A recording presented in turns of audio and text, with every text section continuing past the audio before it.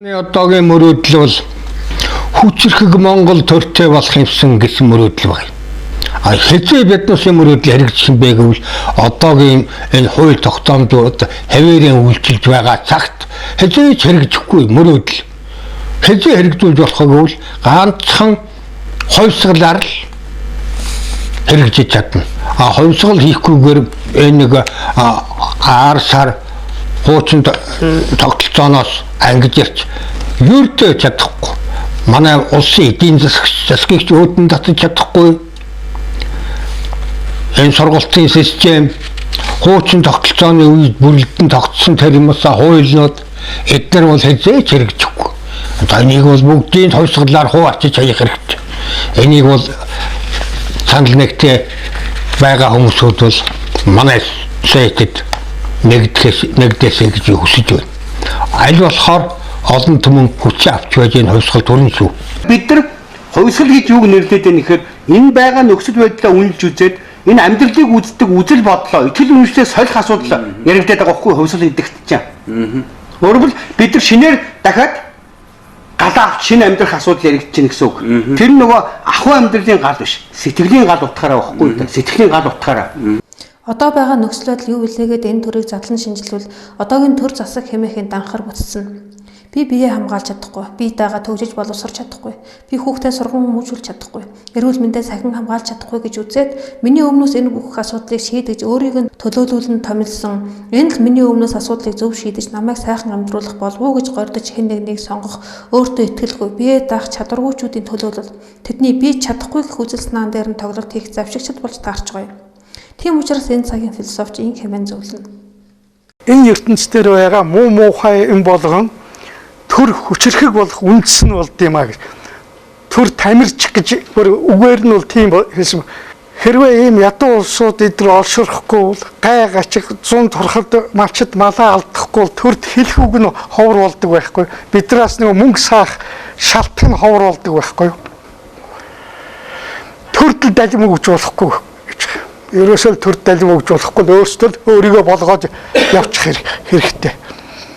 Энэ философч ингэж үзэж байхад энгийн ард түмэн хүчрэг төртэй болохыг л хүсч мөрөөддөг. Тэгэхээр юуг төр гэж үзэх вэ гэдэгт нэгдмэл ойлголттой болсны дараа л хүчрэг төртэй болох асуудал яригдж болно. Хэрвээ хувьсгал гэдэг бол амьдралыг үзэх үзэл бодлоо, итгэл үнэмшлэн солих асуудал юм бол энэ төр засгийг хувьсгалаар өөрчлөнө гэдэг нь өрхийн тэргүүн, өрхийн асуудлаа хариуцсан шийдэж бий чадна, эсвэл чадахгүй гэдэг дээр л яригдах зүйл болж таарч байгаа юм. Хэрвээ би чадахгүй гэж үзсэн тохиолдолд одоогийн тогтолцоо цаашид энэ чигээрээ үлдэнэ. Хэрвээ тэгвэл таны төлөө би ингэж сайн ажиллаад асуудлыг таны өмнөөс шийдэе гэж танаас ажил гуйж төр засаг хэмээх тэр газар очисон хүмүүс хин юм бэ гэвэл яагаад энэ жилээс чи сонгуулаас сонгуульд өчнөө олон хүмүүс энэ төр гэж нэрлэдэг байгаа их хурлаа засгийн газар руу тэгээд доошлоо тэр нэг баахан төшмөд энэ төр рүү бүр нүдөө ухын буцахгүй улаараад байна гэхээр нөгөө төр гэдэг нэрэнд орц цугулчихсан. Засаг гэдэг бүтэц дотор чинь эцээцт явж нөгөө төмөн олноос чинь аваачид очиж тэдний өөрсдийн амьдралд нэмэр болж байгаа хэвээр нөгөө бүх суур бол Монголынхаа дотоод бүх мэдээллийг гаднаас ирж байгаа бид нар ингүү танарт мөнгө өгнө шүү гэсэн мэдээлэл урсгал хоёртой холбож хамгийн түрүүлж өөрийнхөө эзэлж байгаа албан тушаалаараа түрүүлж мэдээлэл авчаад тэрний дундаас нь хожоо хайхт хүмүүс байхгүй. Тэгэхээр эдийн засгийн адуурчид маань хамгийн жирийн ердийн татврын байцаагчаас эхлээд сангийн сайд ерөнхий сайд Монгол банкны ерөнхийлөгч ийм эренбэлэгдсэн эдийн засгийн дотоодын алуурчид байхгүй да. Таны өмнөөс таны төлөө ажиллах төрийн албан хаагчид нь эдийн засгийн алуурчид. Таны өмнөөс таны хүүхдийг сургах сургалтын систем нь хүүхдийг сургуультай амтан болгохтой сайн. Амьдралд хэрэгтэй юм зааж сургадаггүй. Хэн мөнгөтэй эрх мэдэлтэй тэжээнгүүлэн үйлчлэх албатуудыг бэлтгэн гаргадаг оюун санааны алуурчид. Бүх нийтийн албан боловсрол гэдэг бол сургуулийн системд эднийг сургуультай амтжиг болгохтой сайн. Амьдралд яг хэрэгтэй зүйлийг зааж сургадаггүй гэдгийг ухамсарч ойлгох хэрэгтэй. Нийт боловсролын тогтолцоо нь юу вэ гэхээр яг тийм үү. Чи ирээдүйд зарч болох учраас сайн болохын тулд бүх юмыг сур гэдэг ингээд алаад байгаа юм. Хамгийн баян хөрөнгөтнүүд тэр бомтнууд гэх томчууд нь сая хэрэглэгч үйлчлүүлэгчийн хүсэл таашаал нийцүүлэн ажиллах, сая ажилчин албан хаагчдыг байнгын ажиллаар хангах үүрэг гүйцэтгэгч боолууд. Одоо ямар нэгэн байдлаар бол имийг бол үйлдвэрлэх бол ямар нэгэн асуудал болсон шүү дээ. Тийм ээ. Одоо хамгийн гол бол асуудал бол тэрийг борлуулах асуудал. Тэрийг зээлэрч хамаагүй борлуулах асуудал. Хэрвээ борлуулалт байхгүй болчтой бол одоо нэгэн бий болгоцсон байж байгаа тэр асар олон үйлдвэрлэлүүдийг гомих хэрэгтэй болно. Хүмүүс үйлдвэрлэлийг гомих болгохдоо зөвхөн цомготхол их болоод хүмүүс гудамжинд гарангууд нийгмийн докторгүй байдал бий болно. Нийгмийн докторгүй байдал болгоц улс төрийн докторгүй байдал орно. Тэгэл ингээл бүх юм эмх самбаргүй имэйл юмдал орчих. Ийм байдалд либерал эдийн засаг биднийг авчирсан гэж байгаа. Тийм ээ. Яг тэр нэрмэдэр тийм. Яг энэ нэрмэдэр авчирсан гэж байгаа. Дэлхийн нийт ийм байдалтай байгаа учраас дэлхийн нэрд судлаачид өнөөгийн нөхцөл байдлыг үнэлж дүгнэж үзээд ингэж тодорхойлжээ. Америкийн эдийн засаг нь бол Джон Гэлбрайт гэж тийм бас алдартай эдийн засагч шүү дээ. Тэр бол бас нэг хүний хэлсэн үг санаанд орлоо л да. Ер нь бол эдийн засаг бол ялангуяа одоо мөнгө санхүүгийн энэ нийлүүлэлт эдийн засгийн өсөлтийг экспоненциал гэдэг чинь бол байнгын хордтгалтай ийм өсөлтөөр явж болно гэд боддог хүн бол нэг үл солиотой хүн нэг үл эдийн засгч улсууд л байдаг. Тэгж хэлсэн байгаа шүү дээ. Ингэж ойлгождаг улсууд бол нэг үл солиотой нэг үл эдийн засгч улсууд л ингэж ингэх ямар ч боломж байхгүй. Ягаад гэвэл дэлхийн нөөц баялаг тэ нэгдүгээр хоёрдугаар хүмүүсийн энэ эдийн засагт бий болгоцсон байж байгаа имийг хэрэглэх энэ хэмжээг бол экспоненциал ямар мөнхөд тасралтгүй эцэг төсгөлгүй өсөж ямар ч боломжгүй юм аа. Өнөөдрийн бол либерал эдийн засгийн гол онол нь бол мөнгө ялангуяа монетарист онол бол ердөөс яг энэ дээр тогтдог. Тий, үндэс онол гэж тий. Байнгын бол одоо чинь өр зээлийг бол тасралтгүй нэмэгдүүлж байгаа хэвээр. Тэгээд тэр өр зээлийг үйлчлэхийн тулд бол энэ дэлхийн бүх нөөц баялагуудыг бол тасралтгүй хайр гамгүй хэрэгжилж байгаа хэвээр. Хүмүүсийн одоо нуруунд дээр ирж байгаа бол өрийн бол очиад бол байнга өсөж байгаа хэвээр. Энэ юм л шүү дээ. Ер нь хүн төрлөختөн мөхлийн зүг яаж хурдлан яваг ингэж тодорхой заагаад хүмүүс мөхлийн газтай нүүр тулж бужигнсан тэр цагаас хойш өдгөө 3 дахь жилийнхаа нүрийг үзэж буй боловч хүн төрлөختөн айс аюулаас зайлах бас улам хурдтай дуталсаар мөн тэр хэрээр тулгамдсан асуудлууд хоримтлагдсаар яагаад үүнд хариулт тааж гарц ирэлхийлсэн барууны судлаачид одоо байгаа нөхцөл байдлаа үнэлж үзээд дүгнэсэн нь эдгээр чинь ямар технологи ямар шашныг хүн төрлөختөнд дэлгэрүүлсэн юм бэ? Good question. Гэтэл хоёр том асуулт асуусан байдаг. Тэгэхээр тэр хоорондоо маргаж яана л одоо барууны л одоо тэрийг судалдаг улсууд. Тэгээ нэг хэсэг нь эднэр болвол бид нар шиг материалын технологиг биш нийгмийн зохион байгуулалтын технологид нэвтрүүлсэн юм аа. Өрнийхэн бид материалын технологиг нэвтрүүлсэн юм байна. Монголчууд нийгмийн зохион байгуулалтын технологи нэвтрүүлсэн юм байна. Тэгэхээр энэ цагийн мухардлаас хүн төрлөختнийг хөтлөн гаргах зөв мэрэгэн бодлого монголчуудаас гарна гэдэгт өрнийхэн итгэж өнөөгийн монголчууд та бидний зөв аврал ордон хүлээж байгаа юм байна. Бид тайвширхын тулд хөгжсөөр амар хэлбэрийг хайсаар хэлбэр бүрдэх тусам тайвшрал холдсоор дэлхийн материаллык хөгжил чинээндээ тулж азооны давхрах цоорч агаар ус бохирдон бетонын жүнгэл газар дэлхийг эзлэн өөрчлөгдөж болохоороо өөрчлөгдөн дартагтаа тулсан дэлхий бидний зүг хараа сунглаа. Дэлхийн над руу харсан харц намайг өөр рүүгээ харахад хүрлээ. Хүчрхэг гүрнүүд дуурсах бүхэл сонсох дургүй агуу төг. Хүн шавах бүхэл зүгтэж амьдрах эрсдэс уур амьсгал. Хүний хөл хүрээгүй онгон дагшин байгаль бүгдийг тайлагч шинжлэх ухаанд үл гүйцэтгэх нууцлаг эрчим хүч, оюун санаа, ухамсарал энд байна. Амар хэлбэрийг хайсаар тартагтаа тулсан дэлхийг харин бид аварч чадах уу? Хэрвээ бид чадна гэж үзсэн тохиолдолд юу болох вэ? Мянганы зүнж Нострадамус. Ангар гаригийн иргшээлт дайны тэнгэр Марс баясах цаг ойртов. Чингисийн төмөр морин зэргүүд тэнгэрээс газарт бууж тэдний догшин хаан ахин төрснөөр Монгол улс дахин хүчрхэгжин мандаж дэлхийн ертөнцийг жаргалтайгаар хаанчлах болно. Нострадамусын алтан зуун буюу цаа талд утга Хэдийгээр итгэхэд бэрхшээлээ зөнч маань алтан зун гэдгээр хайр инрэл шудраг ёсны эрен үеийн эрхийг зөгнжээ. Энэ эрен үе нь манай дэлхий дээр 2035 он гэхэд нэгэн тогтсон байгаж. Нострадамсын зөгнснөөр энэ үед дайн болон зэвсэгт мөргөлдөн огт үгүй болж өрөвдмөр шунхай удирдагчдын оронд ухаалаг шудраг хүмүүс ирэх юм байна. Гэхдээ мэдээж бүх юм нэг л өдөр нэг л мөчөд өөрөө тогтчихгүй. Харин тэр бол та бид явсаар байх ёстой билээ. Ирээдүйн зөгнөл 2. Агуу их бурхны ажиглалтад орчих зөнчийн өв шүлэглэлийн тайлагдах хугацаа 3 жил хэмээн тогтоожээ. Зоригт залуу тэмцэгч саруул гэрэлцүүлгийг дайны бурхнаас шүштэй болгохоор зөгнөлүүд нь чухал чиглэлийг зааснаар тэтгэгдэв. Тайлбар. Энд нийт зөгнөл буй гол шугам болох дайн чанарыг халах тухай санаа тусгагджээ. Энэ бүхнийг бид 3 жилийн хугацаанд л хийх ёстой гэнэ. Энд залуу тэмцэгч болон саруул гэрэлцүүл гэдэг ухагтх нь зөнчийн нэгэн тайлагдсан зөгнөлүүд мөн шинэ үеийн зүтгэлтнүүдийг тэмдэглэж байгаа бололтой. Агуйх зөвч Нострадамсын зөгнөлүүдээс намаас. Бид 3 жилийн дотор тайллыг хийж чадвал шилжилт маш эрчимтэй хурдан явагдана. Шилжилт нэгэнтээ явагдаж эхэлсэн тохиолдолд хүн төрөлхтний хөгжил одоогийнхоос технологийн хувьд чанга эсрэг зүг чиглэнэ. Хүн төрөлхтөн 20 дугаар зууны хөгжил дэвшилтээс 1000 дахин илүү хөгжил дэвшилт 21 дугаар зуунд хүрнэ. Гэх мэт тооцоолтыг Нострадам судлаачид хийгээд байгаа билээ.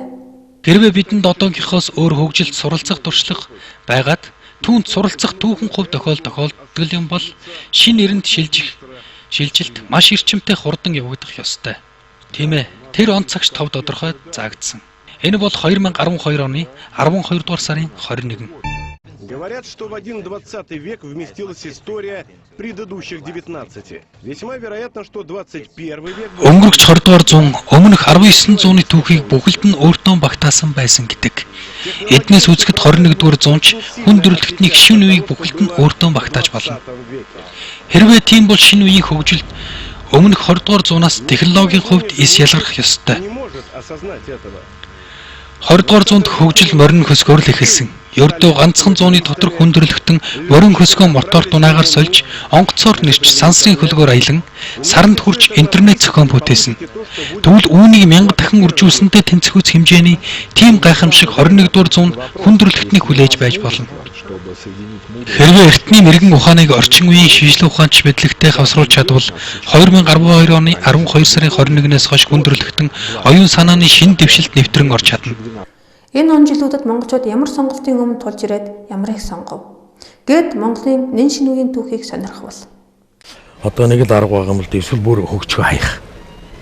Ерөөсө тэр чигээр нь хаях. Та нэг хэлчихсэн шүү дээ. Зүгээр сайхан одоо нүүдэлчин гаралтай улс бол ганц манайх үлдлээ шүү. Тий. Тэгэл тэрийг л аваад морин оролдоод мөрөө оролдуулаад торхогоо өйдөл. Тий тэгэл ингээл жинксээ яриад. Би хинбэ? Та хинбэ? Бидний мөн чанар юу вэ? Мөн чанарыг юу тэтгэдэг юм бэ? Яагаад гэдэг асуултаас үргэлж зүгтдэг шинжлэх ухаанч тусвалж чадахгүй. Энэ бүгдийг таньж мэдэх цорын ганц гарц бол нүүдэлчин монголчуудын танин мэдхийн туулах арга гэдгийг би ухаарлаа. Би туулахар шийдлээ. Тэдгээр он жилүүдэд монголчууд нүүдэлчин соёлоо сонгож, эндээс ямар үзэл санаа манай залуус хүүхдүүдийг хамран түгв гэвэл хаан болно, бурхан болно, хамаг Монгол дэлхийг аварна гэх агуу үзлээр манай залуус хүүхдүүд зориглон хөдөлж, улам улмаар хүрээгийн тэлэн хамрах нөлөөллөө бэхжүүлж эхэлсэн байна. Дэлхий эмээлээ гидсэндээ аваад ирэхийн цагт, хүн хүнээ барьж идэхийн цагт малчин Монгол ухаан дэлхийг аварч үлдэх буюу дэлхийн энэ хүн төрөлхтөнд энэ дэлхийн газар нутаг дээр Тэнгэрийн улс тодорно гэсэн байт. 2013 онд. Тэгэхээр ойлгох юм байна шүү дээ. За удахгүй монголчууд бол Тэнгэрийн улс болох юм байна. Баяр хүргэе авчихсан. Тийм болохоор бидний хооронд ийм яриа яригдаад байгаа. Тийм болохоор тэрний бэлтгэл ажил хийгдээд байгаа. Та юу хүсэж чинь өссөн болгож нээлттэй. Хамгийн гол нь тэрэндээ итгэх хэрэгтэй. Итгэхэд чинь нэлээд зориг, тэмүүлэл, ухаан тийм зүйлүүд хэрэгтэй л дээ. Зүгээр итгээд шууд бүтнэ гэж байхгүй. Өөрөөр хэлбэл та бурхан ч болж чадна. Та Есүс болж чадна. Та Чингис хаан ч болж чадна. Та мантахаа цэцэг хатан ч болж чадна. Одоо залуучууд бол задгарч маш их задгаас итгэж эхэлж байна л да. Тэгэхээр энэ цаг бол уулаасаа ирж байгаа цаг юм чинь. Энэ дээр нэх одоо бухимдах яах бол шаардлага байхгүй. Хичнээн их энэ мэдээллийг хааж боомлох тусмал одоо надаас бухимдлаа анзаарагдаж штэ. Тэгтэл цаана нь маш их хүмүүс бухимдаж байгаа гэж бодох хэрэгтэй. Монголчууд бол төртөхгүй тий зүгээр дотроо монголчууд тий. Тэгэд чон чин бухимдахаараа бас эвгүй штэ. Тий тэгэд чоныг уулна сэтгэж өмнөнийг үлдэгч энэ сэтгүүлч гэж тийм ээ. Энэ сэтгүүлчд маань бас энэ чонны энэ бохимдлыг бол тавигдуулахгүй бол нэг өдөр задарвал бас эвгүй дээ. Тэр одоо элбэг дөржин улсыг ингэж шулаад бүр ингэж ийм дороотуулсан тэгээ дороотуулыг хараад тэгээ би одоо энэ дунд сэрцэн чинь одоо юу ихэ мэдчихэж байгаа. Тэгээ хүн болгоныг миний мэдэрч байгааг ойлгосныг ойлгочих юм бол маргааш ихэд Монгол ус хөгжиж чинь. Ойлгож байна. Тэгээд нэг нэгээрээ хүмүүс сэрж байгаа. Наа чи ингэж бичлэг хийхгүй байгаа ч гэсэн хүмүүс нэг нэгээрээ сэрж байгаа. Миний дөнгөсөө хэлснийг мэдэрч байгаа, ойлгож байгаа. Хэрвээ бид энэ оюун ухааны гүйцэтгийг 100% хэрэгжилж чадах юм бол, зөв хэрэгжилж чадах юм бол бидний чадахгүй юм чи нэр үнэхээр байхгүй. Нисэж болно, нисэж болохоор. Зүгээр шууд ингэж цонхоор ингэж нисэх хор болохоор. Хэрвээ оюун ухааны хүчин чадлаа ингэж сайн ингэж нэмэгдүүлж ингэж бүр ингэ хүчрхжүүлж чадах юм бол тэр боломж бол байна. Удахгүй би ниснэ. Бүр гэрлийн хурдаар хурдлана. Дэлхийн улс орнуудын удирдагч нар Монгол төр цаашдын хөгжлийн чиглэлээр бид нараар заалгана. Ичид ердийн зүйл болно. Хамаг Монгол дэлхийг жаргалтайгаар хаанчлах болно. Ийм үзэл санаа итгэл үнэмшил сүүлийн үед гарч баг багаар хүрээгийн төлсээр буй боловч үүний эсрэг талд оюу толгой, таван толгой, дов толготой хохгүй бол улс орон хөгжихгүй, ард түмэн өлбөрч турж өгнө гэдэг үзэл санааг хэвлэл мэдээллийн хэрэгслээр тулгун цацах тодорхой хэдэн хүн хэвлэл мэдээллийн хэрэгслийг гартаа хатган зангидсаар. Тэгвэл энэ хоёр үзэл санааны аль нь зөв үзэл, аль нь буруу үзэл вэ? Аль нь сайн сайхан үйл, аль нь саар муу үйл вэ? Энэ асуудлыг тодруулан хөндөж ард олны шүүлтүрт оруулъя. Дэлхийн философи үүнд ямар хариу барьдаг юм бол? Плато, Аристотель, Декарт, Кант, Ницше гэд өрний хүн ухаантнууд юу гэж номлосон байдаг юм бол? Монгол тулгадны шилтгүүд эрхмүүд алийг зөвгөж үзв. Буддизмд юу гэж номлодог юм бол? Алийг нь цээрлүүл зохих, нүгэл түлгээд алийг нь дэмжин дэлгэрүүлүүл зохих буян түлгийг заасан байдаг юм бол? Энгийн ард түмэн алийг нь зөв сайн үйлгэж дэмжиж өнөөг хүрв. Өвгдийн ширийг хатан эргээд хүчрхжиж бид чадах уу? Хэрвээ чадна гэж үзвэл юунд төрөх вэ? Чадахгүй гэж үзэх тохиолдолд юу болох вэ? Философчид, онолчид, шашны номлогчид эрдэмтэн мэргэд үүнд юу гэж хариулах вэ? Хоёр дээр нэг нь хоёр тэнцүү дөрөв гэдэг шиг баталгаатай хариуг гаргаж байж бид итгэлдэг сурагчлана. Тэр нь хүрч чадахгүй эсвэл тэрийг хийж чадахгүй гэж хизээж бити бодож болохгүй мэй. Тэгж бодох юм бол бид өөрөөсөө оюун ухааны шоронд хийж тэгснээрээ бид улам зовж, улам тарчилж тэрэн дотроо өөрсдийнхөө бие махыг эдбисийг ингэж халж шээ. Яагаад өнөөдөр монголчууд Монголын төлөө зүтгэхгүй, яагаад тэр зэрэг төрийн төлөө огтон боож хүн гээд үг хэлээ тэрний итгүүлсэн чинь нөгөө монголчууд чинь за би явсан ч гэсэн эсвэл за чи яваад юу хийж чадах юм гэдэг. Чадчих тарааш хүн ерөө үнхээр чадыг. 800 жилийн өмнө монголчууд тэгж энэ бодлын хүчээр миний дөнгөсөө ирсэн энэ бодлын хүчээр дэлхийг эзэлсэн. Монголчуудын хүн ам бол мангар маш бага байсан. Гэхдээ дэлхийг эзэлсэн. Тийм болохоор зэрэг энэ бодлын хүчийг энэ оюун ухааны энэ өрөөг би их судалж эхэлсэн юм л та. Их сонирхолтой юм зөндөө байна. Бидний хүүхдүүд би өөрөө ниснэ. Би гэрлийн хурдаар хурдлана. Бид цөөхүүлж амгалан Монгол дэлхийг аварна гэд агууг зорж гайхамшигт төсөөлөн урмаар хөгдөгдөн зоргоор хөвжирч уудам хөдөөдөн зоргоор аялан унган байглаасаа нэрчимжиж ялалт зөвхөн ялалтын мэдрэмжээр зүр сэтгэлдээ баясган онгод хиймран хөгжөөх үү.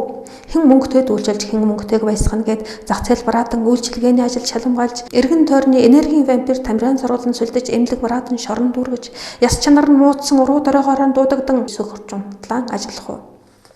Та хүүхдэн улам олон зарагдаж ажилдаг гэж зах зээл бараадах уу? Эрх тааваараа эрүүл саруул жаргаж хөөрч хөгжих гээд уудам дэлгэр хөдөөгөн зорих уу? Монгол нэг малчин хүн 1249 мэрэгжилтэй байдаг. Цаг уурж, одоо тогооч, эм зүүж, ургамал зүүж, байгаль хамгаалагч. Ингээл тоолвол бол 1249 тоогоор л гэдэг үү тий. Тийш хүний эмч. За ингээл одоо бүх мэдрэмжийн үдийг ажиллавал 1249 байж ич одоо Монгол хүн гэж хэлэгдэж байна. Дэлхийн эзэн гэж хэлэгдэх тийм ээ.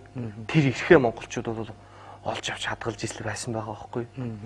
Тэгэхээр миний хувьд бол тэр 1249-ээс нэг нь л дуучин байхгүй. За нэг л юуг. Тэгэхээр би энэ их түүх шаштар ингээл энэ олон зүйлүүд ингээл хараад бас ингээл одоо манай аав ингээл шүнжингээл ингээл суудаг байсан шиг би бас их тийм болж эхэлж ийл дээ. Тус ген бас тийм байт юм уу? Байдаг болоод л тэгж намайг зүгээр суулгахгүй байгаа даа л үүдээ. Тэгээд ерөнхийдөө бол би ганцхан мэрэгжлэр өөрийгөө тохоож явах хэрэгтэй хүн биш юм байна гэдгийг л ухаарсан л байхгүй. Монгол соёл үнэхээр судлах тусам агуу. Би судалсаар байгаад сүүлийн нэг жил нэлээд хэдэн жилийн нэг судалж байгаа л да. Гэхдээ яг бүр ингээд бүр яаж иж байгаа бүр ноцолцоор бүр зууралцсаар байгаад бүр яаж иж байгаа нэг аргын энэ болоод одоо нэг жоох ингээд жоох ингээд темптэй бодлоо жоох ингээд алхдаг байсан бол одоо гүүж эхэлж эхлээ мөлхдөг байсан юу ч ойлгохгүй. Яагаад юм болохгүй вэ? Яагаад энэ хүмүүс ингэ сэтгэхэд яагаад би ингэ сэтгэхгүй вэ? Яагаад юу болохгүй вэ? Эхлээ мөлхдөг байсан. Тэгээ одоо жоох ингэ босоод те жоох алхдаг болсон. Одоо болох зэрэг жоох гүүж эхэлж байна. Удахгүй би юу штэ те нисэх болно. Ниссээр байгаа бүр гэрлийн хурдаарч би явж магадгүй. Яагаад тэр зэрэг оюун ухааны нөгөө миний өрөө гэдэг юм чинь алга болчихно. Алга болж эхэлж байна. Тэр болохоор зүгээр нэг хий үзэгдэл болж эхэлж байна. Халуун цустгүй хаан болж, бурхан болж, өөрөө нисч гэрлийн хурдаар хурдалж чадах уу? Монгол хүн бүгдийг чадагч, дэлхийн эзэн гэдгээ дахин баталж, хамаг Монгол дэлхийг аварч, хотлыг жаргаж чадах уу? Эрдний мэрэгэн ухааныг орчин үеийн шинжлэх ухаанч мэдлэгтэй хавсруулахын цагт тэгээд бүхнийг ойлгох болно. Харин тэр шинжилт хүрэх зам тийм ч амар хялбар байхгүй. Ялалт хөдөөд ирж, өр зөөлөнд хянуур тэрээр уран аргаар ялалтанд хүрч дөнгөн. Далай тэнгис, газар дэлхий ховсон өөрчлөгдөж, хүмүүс жаргах цаг ирнэ.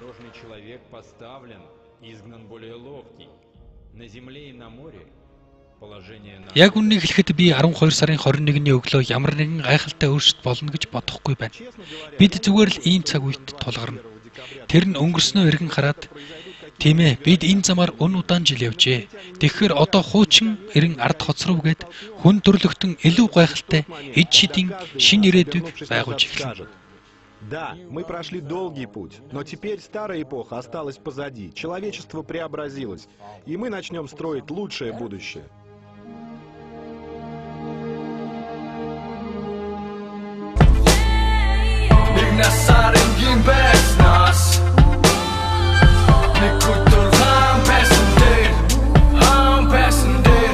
Turhan байсан дээр тэнд очих хаа байсан гэд бууж өгөх гэж буучи оронд арга шагаа суухын оронд чиний хамгийн сүүчийн боломж юм шиг тэр газар заавал хүр эргэлзэх наргагүй чиний онгойлгосон хаалга бүр зүг байгаагүй уртан гэхдээ нэж үзэхээс нааш мэдэхгүй энэ бол миний өдөр болгон өөртөө шивнэж хэлдэг зүйл дуртай зүйлийг хэтөлөө би хэцүү амлалтыг хийсэн олон амлалтууд ганцэнхүү амлалт минь биелэн үтсэн энэ замын хаан эцэг гарч байна дүнгийн мэдхийг энэ бол хамгийн том шийдвэр бүх шийдвэрүүдийн минь нийлбэр энгийн зүйл хийх цаг зөндөө хинч биш байх бас цаг над зөндөө харин толон доторх зураг бодгүй алдан топ дүнгөө топ дүнгөө топ дүнгөө топ дүнгөө алдан тэр топ дүнгөө азаа үзэх цаг над байхгүй ёстой заавал энэ зүйл энэ төмрийн артан гартал залхах ёстой ягаад гэвэл бидний үеийн залуучууд л одоо энэ зүйлийг хийж санаачилж явахгүй болвол хизээ хийх юм бэ? Яаж энэ Монгол орн биднэрт те заяагдсан шиг бид нар дахиад буцаагаад хойч үед аваач өгөх ёстой байхгүй. Тэгэхээр миний гол зорилго бол зөвхөн дуулах ш. Жавхлан түүхээд судлана, бүх зүйлийг ч үлгэрлэнэ. Яг өвгдөө эцшигээ байхыг л би хичээнэ. Түүнээс биш нэг мэрэгжлэр нэг зүйлээр өөрийгөө хамаатуулж явдаг одоо манж борооны үлдэгдлүүчийг би бол явахыг хүсэхгүй.